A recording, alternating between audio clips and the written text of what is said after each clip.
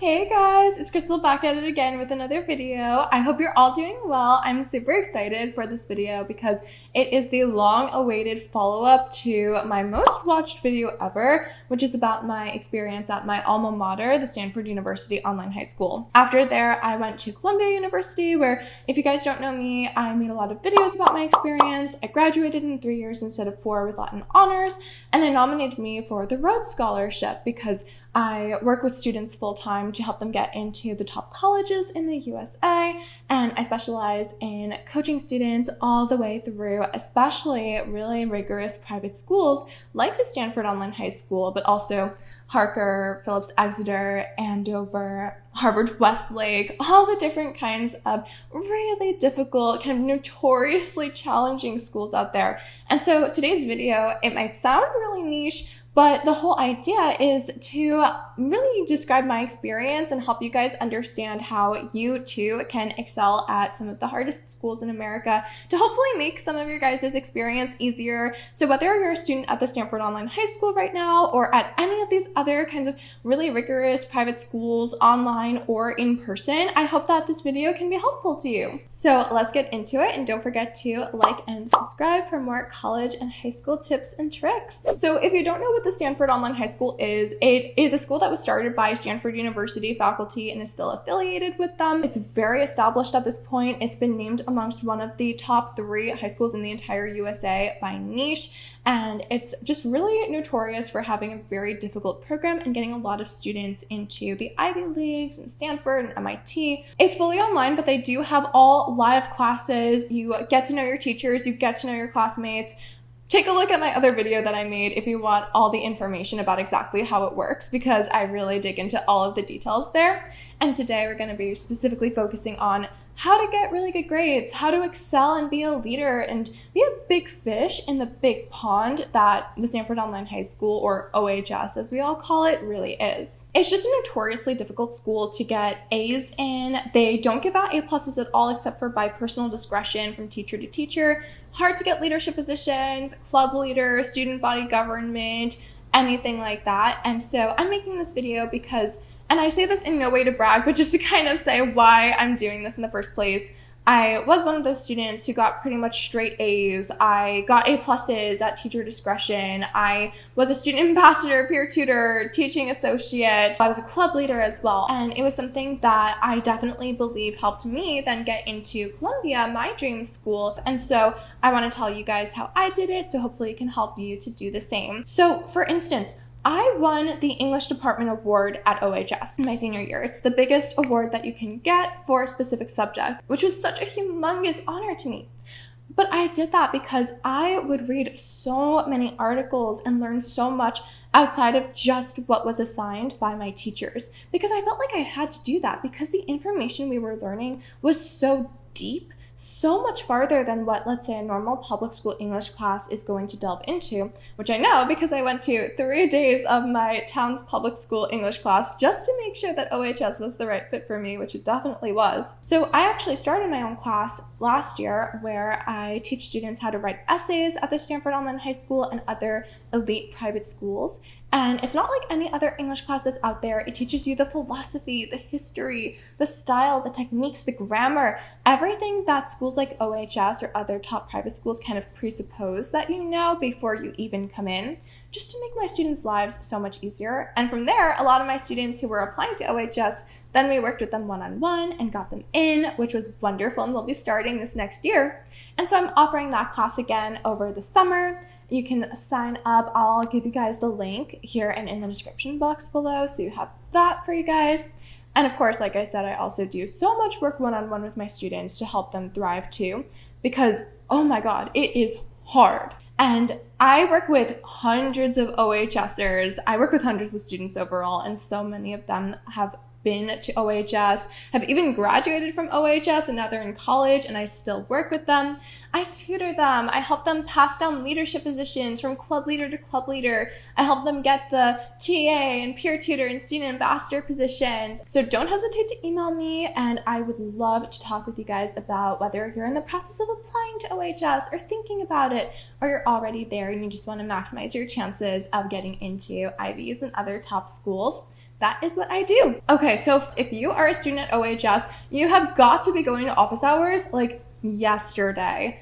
The teachers love when students come by and chat, whether you have a really specific issue or question. Obviously, that's so helpful to go over a specific problem or homework assignment with the teacher. But even if you don't have questions, you should still go. Try and dig deeper past just the class material and try to get to know the teacher on a personal level. Build those friendships with them so that when it's time to ask them for a letter of recommendation, they have so many little nuggets of information to say about you that will really make the letter pop. Plus, of course, you'll naturally look curious, academically inclined, engaged, all these really good things that we definitely want to have be put in those letters of recommendation. And let's say that, you're on the cusp of an A- or B+. If you're the kind of student that the teacher knows is really dedicated, really committed to bettering your learning and being the best student you can be, they're probably going to give you that little bit of a boost that you need to get the most you possibly can out of the course and get the best grade possible. Kind of continuing on this whole make friends with the teachers bent, really try and do that. Try and get the same teacher for multiple years or different classes. So many of the teachers there teach multiple different classes. And I had, for instance, a world history teacher for 3 years. I had a Spanish teacher for 5 years, and she ended up writing me a letter of recommendation for Colombia, and I'm sure that was super helpful in my application. And you really want to make sure that you try and figure out who the good teachers are. And there are no bad teachers at OHS. I mean, they just hire the most incredible people. Something like, I think 92% of the faculty had PhDs while I was there. Don't quote me on that, but they're mainly all professors, very well known, really well respected in their fields. So when I say good teachers, it's just about finding the person who you vibe with the most, rather than thinking that there are bad teachers to stay away from. And they won't really show you when you're signing up for sections of a class at the beginning of the year who's teaching that section, but once the teacher assignments do come out, then you can sometimes switch sections if you need to and just do your best to get in those sections with the teachers who you're trying to make those relationships with, and you know that their rubric and style of teaching just vibes the best with your style of learning. So let's get into an example of why this is important beyond just letters of recommendation and that kind of thing. Another really huge factor that is going to make your time at Stanford Online High School or any rigorous school so much easier is learn what you need to be paying attention to versus what is not so important, and that if you are completely crunched for time, let's say it's final season, midterms, something crazy, APs like we're in the middle of right now, you kind of know what you can let fall by the wayside versus what is super, super important and you need to be doing if you want to get those good grades and make sure that you are in good standing at the school. I probably shouldn't be saying this, but I technically graduated with fewer than the required amount of PE credits. Yes, even though Stanford OHS is an online school, we still had a PE requirement. We had to fill out these forms every month and basically just write down what we had done during the month. And I was very athletic. I did ballet throughout high school. I definitely was getting the exercise in, but there were just times where, let me back up a little bit. I am the person who probably took the most classes in the history of the entire school. I took 7 classes in junior year. The maximum you're supposed to take is 6, and that is with really good standing, years of the teachers making sure you can handle it. And I just didn't know that you weren't allowed to sign up for 7 classes, so I did. At the end of the year, my academic counselor tells me, oh yeah, you weren't supposed to do that. Somehow you slipped through the cracks in the system. I was like, I guess you could have told me that a little bit earlier. But the thing is, I had all A's and A+ in those classes, so they were fine with it. It was okay. But at the same time, because I was so busy with that and with multiple extracurricular activities like the aforementioned ballet, I also did harp, creative writing, all that stuff very seriously. I sometimes just did not have the time and bandwidth to submit those darn PE sheets at the end of the month. And I ended up graduating with 1.75 PE credits, if I remember correctly, versus you had to have 2 credits. But honestly, they let it go. Now, I am definitely not endorsing that or saying that you should not do your required work. But I will say that the time that I spent focusing on my assignments and getting good grades in my academic courses went a long way towards my overall development, much more so than filling out the sheets would have been. And it's really important to emphasize that this was probably due in large part to the fact that I had a really strong reputation at the school otherwise. Like, I participated in my classes, I was really interested in learning, I went to the office hours and made friends with the teachers. Like, I have a whole video that talks about the classes that I took in high school and my grades and everything that you can check out, but I was taking AP Calculus BC well before senior year. I was taking university level classes in pretty much every subject. They knew that I was not, a ne'er-do-well, and I was really trying my best. Which leads me to participate in your classes. Show genuine interest in what you're learning. Not only is this going to help you have the best experience possible there in terms of getting the good grades and getting the great letters of recommendation, again, for the colleges you want to go to, it's also going to enrich your experience so much more. Some of my favorite memories of OHS were having just crazy debates with my friends outside of the classes, or in them too. It was so engaging and really expanded my brain so much to talk about these subjects that we were learning in class outside of class. It was on like Skype groups, which sounds so antiquated now. I think everyone uses Discord at OHS these days. But that was such an amazing experience that I wouldn't trade for the world. I would also read a ton of articles about what I was learning outside of class on my own time as well, which again, just enriched the experience so much.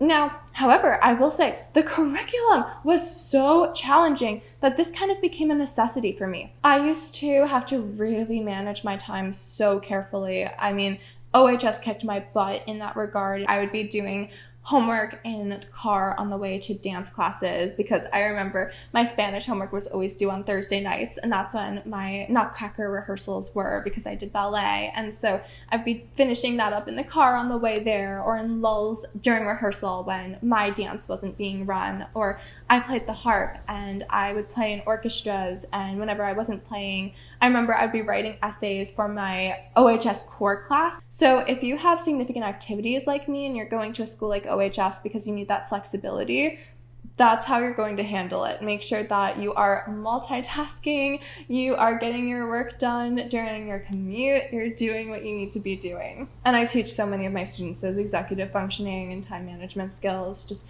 ingrained as part of the lessons that we're learning, whether I'm tutoring them or helping them get ready for college applications. And of course, it's like, then where do I even start? So that's what I'm here for. I've helped so many of my students do that. You start by emailing me. I got you. So if you guys want to sign up for the summer class that I'm teaching about how to succeed at these really rigorous kinds of schools, I am running those all throughout June to August in different sessions. So you can sign up. Again, I'll put that link in the description, and email me if you need any support thriving at these kinds of schools, applying to Ivy Leagues and top colleges from them, or anything and everything else that you might need in the world of academics, extracurricular activities, passion development, college counseling. I do it all, and I would love to help you guys out. And don't forget to like, follow, and subscribe for more videos about acing your high school journey and getting into the colleges of your dreams. Thank you guys so much for watching, and I'll see you all in the next video. Bye for now. Mwah.